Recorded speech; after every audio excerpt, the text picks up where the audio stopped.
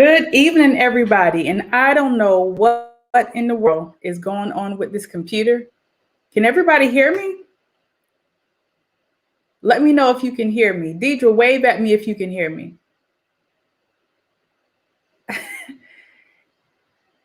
All right. If you guys can hear me right now, I think we're having some technical difficulties, but the show must go on. Today, I want to appreciate you for coming on to today's rap session. We're going to talk about an incident that happened over in Horry County. Well, actually, it happened over in Sumter County, but we had an incident where St. James High School went to play a football game over at Sumter, knowing that some of their players had the coronavirus. There's been a really big uproar.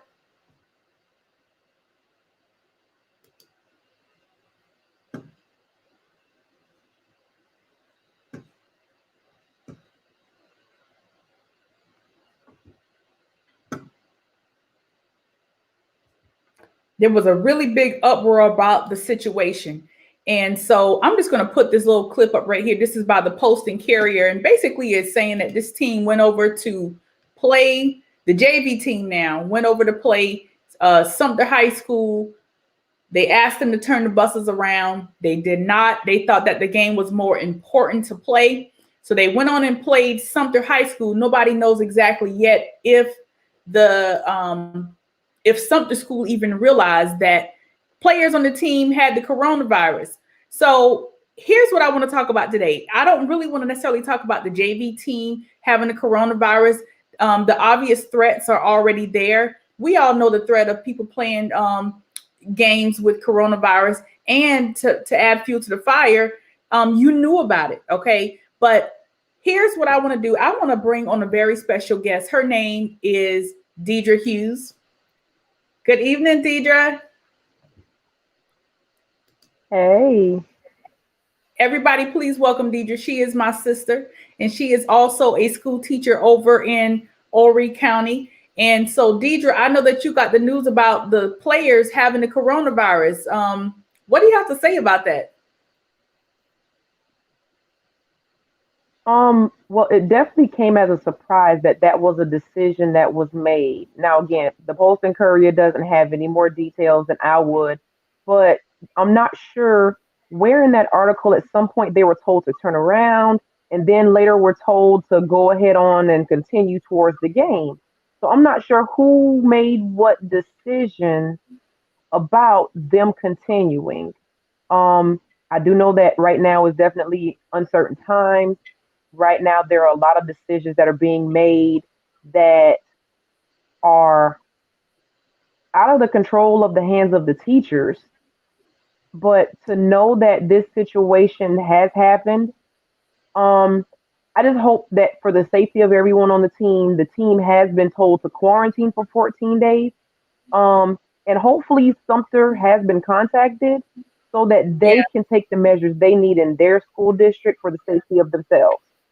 Right. So that's the point I actually wanted to bring up today. And you hit it dead on the head, is teacher pay compromised as a result of having the quarantine. So I think that most people don't realize that teachers are paid on a contract. And I want you to explain how that works, because what's happening now is that the whole entire team, including the coaches, probably including some other staff, are going to have to quarantine for 14 days, which is going to eat into your sick leave. So what happens if you have to quarantine a second time, let's say next semester, if a teacher was exposed? Tell us about what happens.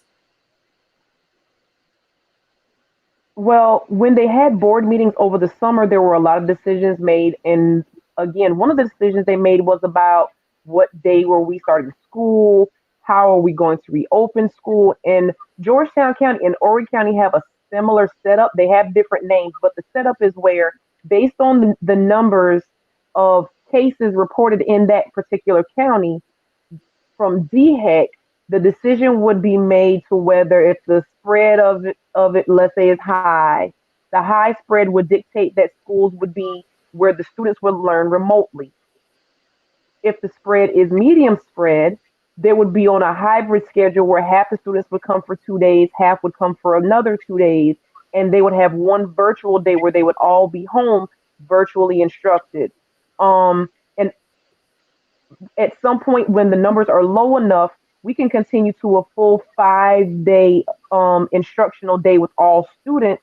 But with all phases, safety precautions are in place. Right now in Horry County, we started the school year on a hybrid schedule, and that has continued throughout the year. Now, one thing as far as teacher pay and during the quarantine, that question did come up during the summer was what would happen if a teacher were to be required to quarantine if a student, let's say, exposed them or a staff member or however. If a teacher has to quarantine, from my understanding during the summer, the decision was made for Horry County teachers that we would be allotted 14 days of quarantine instruction, which is technically 10 business days. So I myself have to have 10-day emergency plan in place. Um, if I'm able to teach, I may have to quarantine and be asymptomatic, or I may test negative, but I need 10 days of lesson plans to be able to go on should I not be able to attend So school. what happens to your Now, pay? the next phase of that question was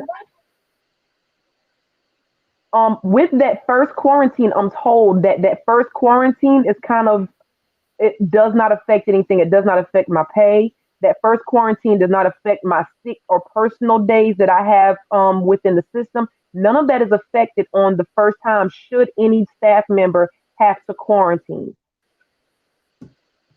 Okay. So tell me this. So in this case, with the If a teacher should go run ahead. out of sick days, what happens per your contract?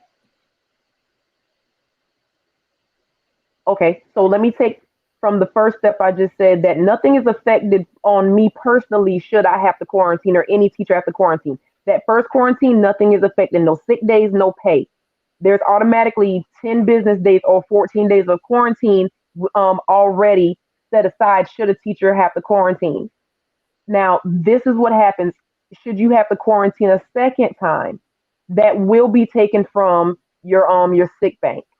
That's It is that's taken. I am told that if there has to be a second, that is yep, where that's it right. affects some staff members because I do know that there are quite a few staff members that have 100, 150 sick days banked up because we're given so many sick days per year, and they're not a thing of if you don't use them, you lose them. They bank all the way up until the time you no longer work for the system or until you retire or etc.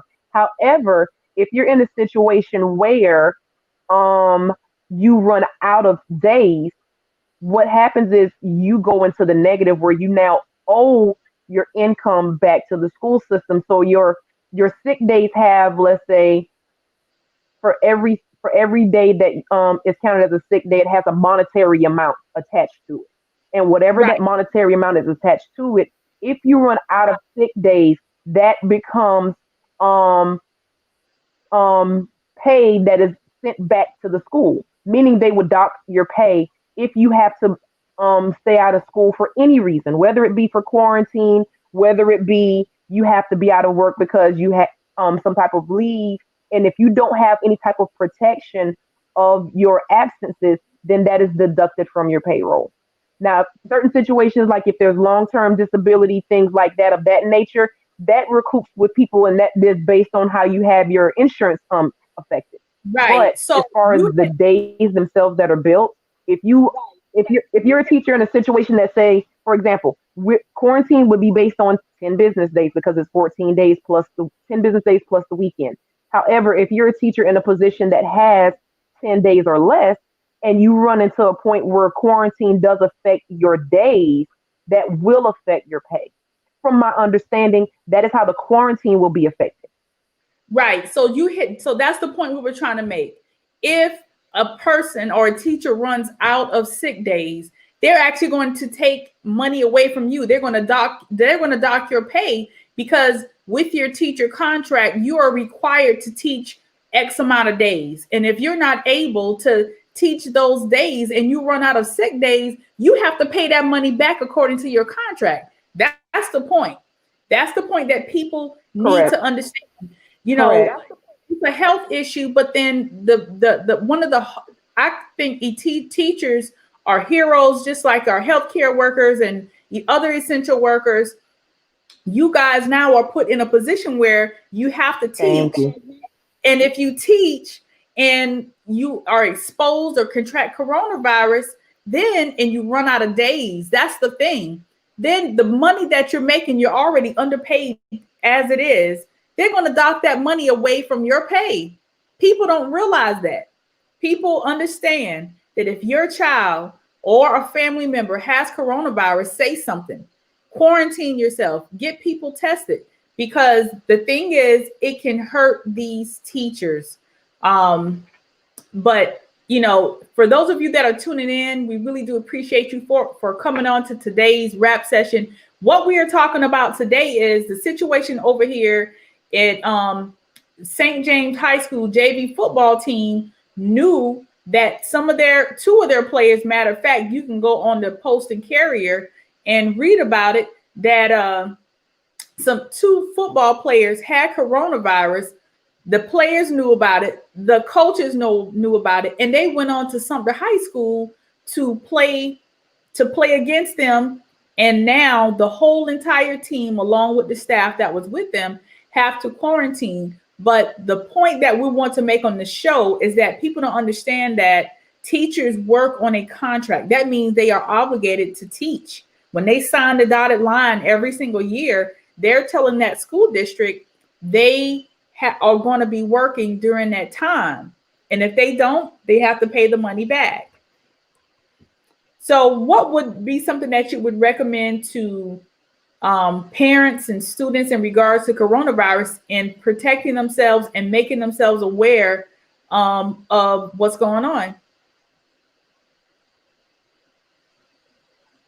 My first thing would be is for your own personal safety, the precautions that we're asked to wash our hands, to wear your mask, and to social distance. The one thing I can say about the mask is not just as an educator, but just as a person in public, the social distance and the mask effective rate is only as good as the person who is attempting to do it. Thank Some you. people don't properly wash their hands. A lot of people don't properly social distance to 6 feet. And I can say a lot of people do not properly wear their mask. I've seen the mask, and I can say that at some point I have ventured out into the grocery store because there's places we have to go. We can't not go. I've tried Walmart pickup, but at some point we need to go into stores that for necessity. And I have seen masks where people are properly wearing their masks from nose to chin. I've seen a lot of people's noses and all they're having is cover their mouth. And we're by nature, the majority of us are not mouth breathers. So if we're breathing in and out through our noses and our noses are exposed, it's really not helping the cause. I've seen some people that because let's say, I know me personally, I definitely project when I talk, so I don't have a problem with people hearing me. But a soft-spoken person I have seen pull their mask down to be heard, and that kind of defeats the purpose of wearing the mask if you're going to take it down to speak and be heard. So the Right. proper use of hand washing, wearing masks, and social distancing, to me, those three things, and doing them as close to accurately as possible. I know we went through this whole thing of in the summertime it was very hot. Wearing the mask is very uncomfortable. I myself have had to go back to my car and turn the air on because in the grocery store it just got very uncomfortable to wear a mask when it was hot. But for the safety of us all, if we can at least do those three things and do them accurately, then I think we'll definitely be able to curb some of what's going on with the rise in the numbers. Thank you so much, Deidre, for Also, I coming. would say is Go ahead. sorry, I just did want to say is to make sure whatever information that you're getting, get them from reliable sources because DHEC Okay. has the numbers available, the news like the Post and Courier. A lot of our word of mouth, if it's not coming from a reliable source, a lot of us are not wanting to necessarily scare everyone, but help everyone understand what's going on in the world and what we need to do. So make sure that you're having conversations from reliable sources. Gotcha. All right. Thank you so much for coming on, Deidre. And I hope that you have a good evening and anything that we can do to help and assist you, please reach out. Thank you. All right. Bye-bye. And for everyone who is watching Rap Sessions, thank you so much for coming on today. For those of you that were just tuning in, we had a special guest, my sister, Deirdre Hughes, and she was, as a school teacher, she was on kind of help us to understand that teachers' pay is compromised if they have to quarantine more than once. If they run out of sick days, they actually have to pay the money back that they got from the school district. So that's really important to know and be aware of. Stay safe. And as always, have a good one.